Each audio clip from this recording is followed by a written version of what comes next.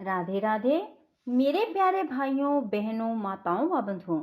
संस्कार की बातें चैनल में आपका स्वागत है।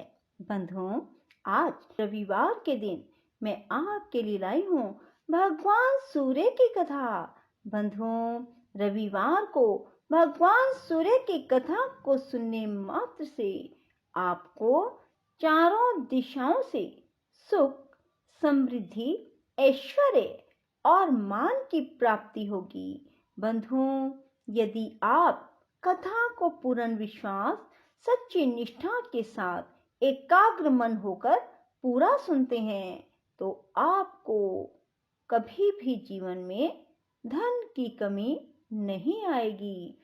बंधुओं, यदि आपने हमारे चैनल को अब तक सब्सक्राइब नहीं किया तो जरूर करें और बेल आइकन दबाना ना भूलें ताकि आपको हमारी आने वाली सभी वीडियोस की जानकारी सबसे पहले हो सके। बंधुओं, वीडियो को पूरी सुनने के बाद कमेंट बॉक्स में जय सूर्य भगवान जरूर लिखें। बोलो सूर्य भगवान की जय हो। भगवान सूर्य का आधार ध्रुव है और ध्रुव का शिशुमार के आशय स्वयं श्री नारायण है। उस शिशुमार के हृदय में श्री नारायण स्थित है, जो समस्त प्राणियों के पालन करता और आदिभूत सनातन पुरुष हैं। श्री पार्षद जी बोले, आरोह और अवरोह के द्वारा सूर्य की एक वर्ष में जितनी गति है, उस संपूर्ण मार्ग की दोनों काष्ठाओं का अंतर 180 मंडल है। सूर्य का रथ भिन्न भिन्न आदित्य, ऋषि, गंधर्व, अप्सरा, यक्ष, सर्प और राक्षस गणों से अधिष्ठित होता है।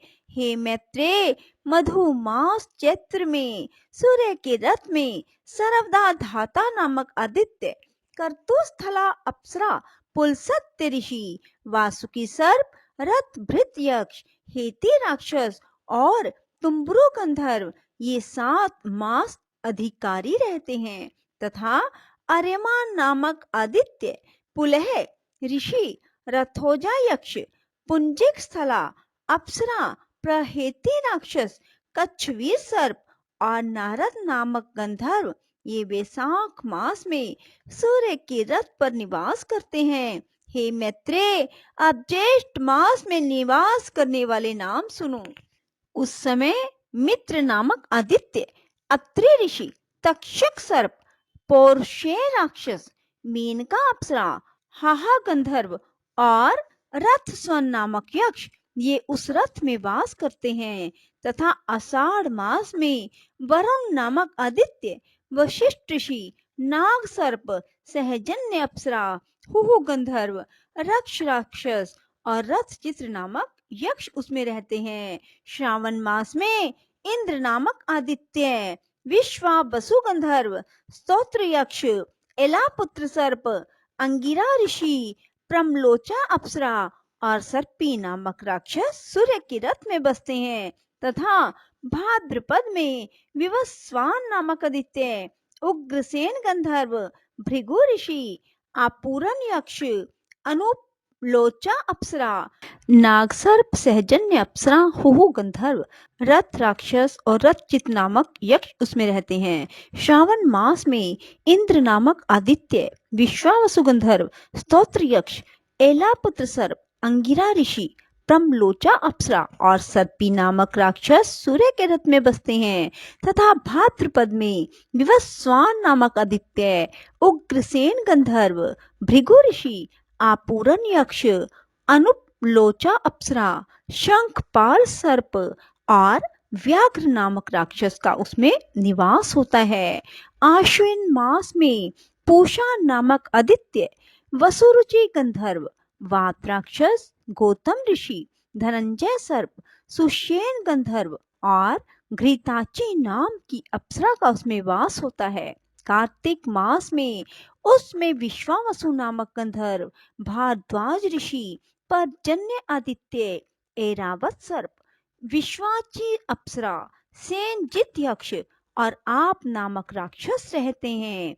मार्ग शीर्ष के अधिकारी अंश नामक आदित्य, कश्यप ऋषि, ताक्षरे यक्ष, महापदम सर्प, उर्वशी अप्सरा, चित्रसेन गंधर्व और विद्युत नामक राक्षस हैं।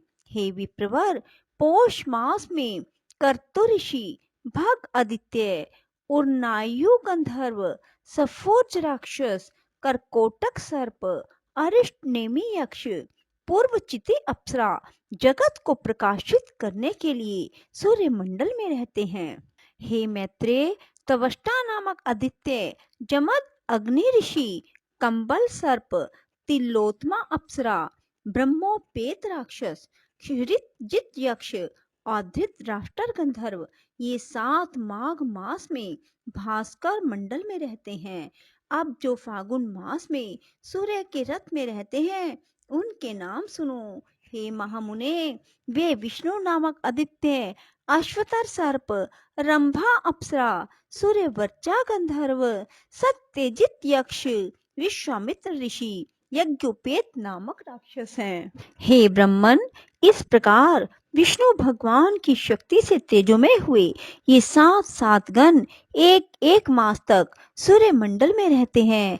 मुनिगण सूर्य की स्तुति करते हैं, गंधर्व सम्मुख रहकर उनका यशोगान करते हैं, अप्सराएं नृत्य करती हैं, राक्षस रथ के पीछे चलते हैं, सर्प वहन के अनुकूल रथ को सुसज्जित करते हैं और यक्षगण रथ की बागडोर संभालते हैं तथा नित्य सेवक बाल खिल्ले आदि इसे सब ओर से घेरे रहते हैं। हे मुनि सत्तम, सूर्य मंडल के 7 गण ही अपने अपने समय पर उपस्थित होकर शीत, ग्रीष्म और वर्षा आदि के कारण होते हैं। श्री मैत्रेय जी बोले, भगवान, आपने जो कहा कि सूर्य मंडल में स्थित 7 गण शीत, ग्रीष्म आदि के कारण होते हैं, सो मैंने सुना। हे गुरु, आपने सूर्य के रथ में स्थित और विष्णु शक्ति से प्रभावित गंधर्व, सर्प, राक्षस, ऋषि, बाल खिल्ले आदि अप्सरा तथा यक्षों के तो पृथक पृथक व्यापार बतलाए, किंतु हे मुने, यह नहीं बतलाया कि सूर्य का कार्य क्या है। यदि 7 गण ही शीत, ग्रीष्म और वर्षा के करने वाले हैं तो फिर सूर्य का क्या प्रयोजन। यह कैसे कहा जा सकता है कि वृष्टि सूर्य से होती है। यदि 7 गणों का यह वृष्टि आदि कार्य समान है तो सूर्य उदय हुआ, अब मध्य में है, अब अस्त होता है, ऐसा लोग क्यों कहते हैं। हे मैत्रेय, जो कुछ तुमने पूछा है उसका उत्तर सुनो। सूर्य 7 गणों में से ही एक है, तथापि उनमें प्रधान होने से उनकी विशेषता है। भगवान विष्णु की जो सर्वशक्तिमयी ऋक, यजु, साम नाम की पराशक्ति है, वह वेद त्रयी ही सूर्य को ताप प्रदान करती है और संसार के समस्त पापों को नष्ट कर देती है। हे द्विज, जगत की स्थिति और पालन के लिए ऋक, यजु और साम रूप विष्णु सूर्य के भीतर निवास करते हैं। प्रत्येक मास में जो जो सूर्य उदय होता है उसी उसी में वह वेद त्रयी स्वरूपिणी विष्णु की पराशक्ति निवास करती है। पूर्वाह्न में ऋक, मध्याह्न में बृहद धनतर आदि यजु तथा सायंकाल में साम श्रुतियां सूर्य की स्तुति करती हैं। यह ऋक, यजु, साम रूपनी वेद त्रयी भगवान विष्णु का अंश है। यह विष्णु शक्ति सर्वदा आदित्य में रहती है। यह त्रयीमयी वैष्णवी शक्ति केवल सूर्य की अधिष्ठात्री है, बल्कि ब्रह्मा, विष्णु, महादेव भी त्रयीमय हैं। सर्ग के आदि में ब्रह्मा श्रृंगमय है, उनकी स्थिति के समय विष्णु यजुर्मय, अंत काल में रुद्र साममय है। इसलिए सामगान की ध्वनि अपवित्र मानी गई है। इस प्रकार वह त्रयीमयी सात्विकी वैष्णवी शक्ति अपने 7 गणों में आदित्य आदि में स्थित है। इससे अधिष्ठित सूर्य देव भी अपनी प्रखर रश्मियों से अत्यंत प्रज्वलित होकर संसार के संपूर्ण अंधकार को नष्ट कर देते हैं। उन सूर्य देव की मुनिगण स्तुति करते हैं, गंधर्वगण उनके सम्मुख यशोगान करते हैं, अप्सराएं नृत्य करती हैं, राक्षस रथ के पीछे रहते हैं, सर्पगण रथ का साज सजाते हैं, यक्ष घोड़ों की बागडोर संभालते हैं। हे द्विज, दिन और रात्रि के कारण स्वरूप भगवान सूर्य पितृगण, देवगण, मनुष्य आदि को सदा तृप्त करके घूमते रहते हैं। सूर्य अपनी किरणों से पृथ्वी से जितना जल खींचता है, उन सब को प्राणियों की पुष्टि और अन्न की वृद्धि के लिए बरसा देता है। उससे भगवान सूर्य समस्त प्राणियों को आनंदित कर देते हैं और इस प्रकार वे देव, मनुष्य, पितृगण आदि सभी का पोषण करते हैं। हे मैत्रेय, इस रीति से सूर्य देव देवताओं की पाक्षिक, पितृगण की मासिक और मनुष्यों की नित्य प्रति तृप्ति करते रहते हैं। बोलो सूर्य भगवान की जय हो। राधे राधे। जय श्री कृष्णा। बंधुओं, यदि आपको हमारी वीडियो पसंद आए तो इसे लाइक करें और शेयर भी जरूर करें। धन्यवाद।